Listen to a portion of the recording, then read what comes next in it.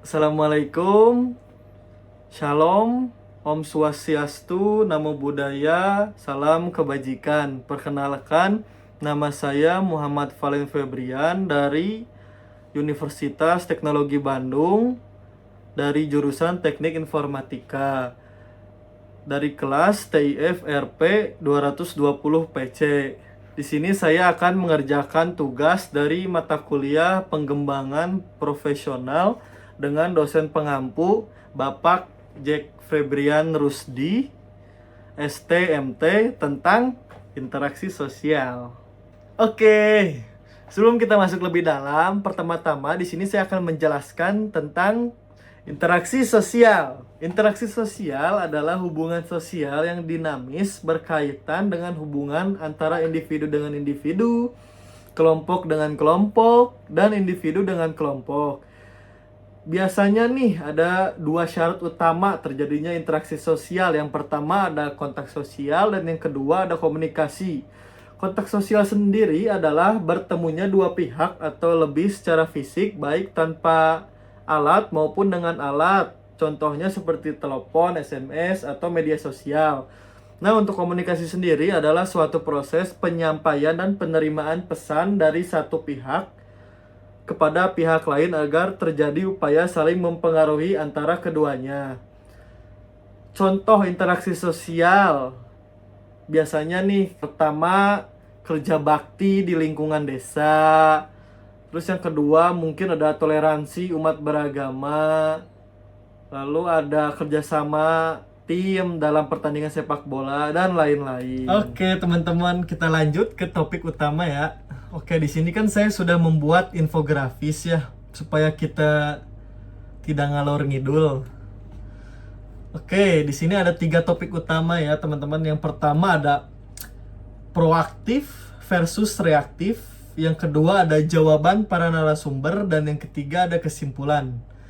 Baik, kita mulai. Yang pertama itu ada proaktif versus reaktif. Jadi sebelum materi ini, Bapak Jack sebelumnya menjelaskan tentang proaktif dan reaktif. Nah, saya akan jelaskan kembali ya.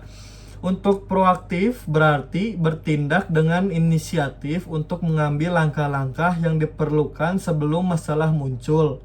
Sedangkan reaktif berarti bertindak setelah masalah muncul untuk meresponnya. Proaktif ini juga berfokus pada antisipasi dan pencegahan. Sementara reaktif berkaitan dengan tanggapan terhadap situasi yang telah terjadi. Jadi yang saya tangkap gitu ya teman-teman, kayak proaktif tuh kayak lebih kayak antisipasi dalam suatu masalah. Misalnya kayak aduh nih udah musim hujan takut banjir, ayo yuk kita bersihin solokan dulu biar nggak menguap airnya. Nah, untuk orang-orang yang reaktif mungkin ketika banjir kayak aduh banjir ini gimana ya, harusnya kita bersihin nih. Jadi pokoknya reaktif tuh kayak muncul dulu masalahnya, baru kayak ya harusnya ayo udah ayo kita bersihin. Jadi bukan pencegahan kayak gitu ya, kayak pokoknya mah kayak ngomel dulu mungkin ya reaktif. Itu mungkin yang saya tangkap ya. Oke, kita lanjut ke topik yang kedua. Jawaban para narasumber. Nah, di sini saya mewawancarai 5 siswa. Yang pertama, Nama saya Rega, sekolah di SMK Bina Warga. yang kedua, Perkenalkan, nama saya Sansan.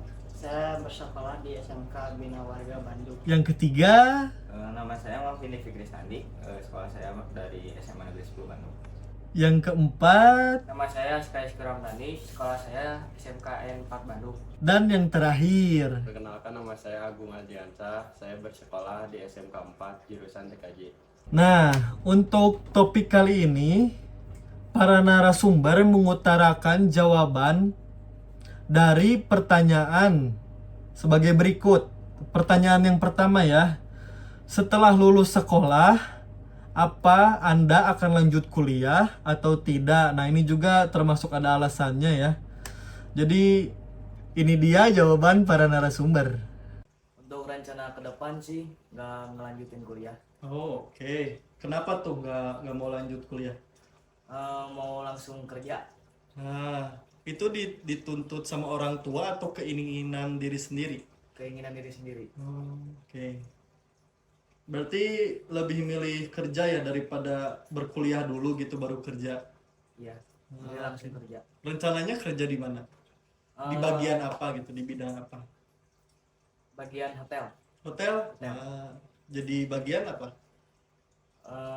Housekeeping. Housekeeping. Oke. Tidak, Kenapa? karena pengen ngebantuin keluarga. Jadi langsung kerja. Ya. Rencananya kerja di mana? Ya, kalau kerja mas kan saya ngambil jurusan perhotelan, Ya. kerjanya di hotel. Oke. Berarti alasannya ingin membantu orang tua. Ya. Oke. Mau langsung kerja sih. Mau langsung kerja juga. Langsung Oke. kerja. Alasannya? Alasannya pengen coba nyari uang sendiri. Oke. Berarti gak niat sama sekali untuk berkuliah dulu gitu, menuntut ilmu supaya bisa kerjanya mungkin bisa lebih bagus lagi. Pengen mah kuliah sambil kerja, cuman opsi kedua itu mah. Oke. Berarti opsi pertamanya langsung kerja Langsung aja. kerja. Oke. Aku lanjut berkuliah. Oke. Kemana tuh? Kalau boleh tahu. Insya Allah keterima di ITB. Oke. Kenapa tertarik untuk berkuliah? Karena biar pengetahuan aku lebih tinggi lagi. Oke. Bekerja. Langsung bekerja berarti. Oke. Berkeinginannya bekerja di mana tuh, Gung? Kerja di perusahaan IndiHome atau membuka jasa servis komputer. Oh, oke. Menurut teman-teman gimana nih? Komen di bawah ya. Nah, untuk pertanyaan kedua nih. Keberadaan dunia online atau sosial media gitu mempengaruhi nggak sih kepada siswa-siswa ini untuk melanjutkan perguruan tinggi? Ini jawabannya. Ega main sosial media nggak? Main. Oke. Nah, dari sosial media itu mempengaruhi nggak ke Ega kalau misalnya ngelihat kuliah-kuliah gitu beredaran di sosial media, jadi tertarik gak gitu? Lihat di sosial media kayak ada yang berkuliah, aktivitasnya, jadi tertarik atau enggak? Sedikit tertarik sih. Kenapa tuh bisa tertarik? Karena kayak rame aja ya kuliah. Rame organisasinya gitu. Iya. Oke. Tapi tetap ini mau kerja, nggak mau kuliah dulu. Iya, tetap mau kerja. Tetap. Oke. Sansan bermain sosial media atau tidak? Bermain Apa tuh, main apa? Instagram, TikTok. Oh, main juga itu. Oke.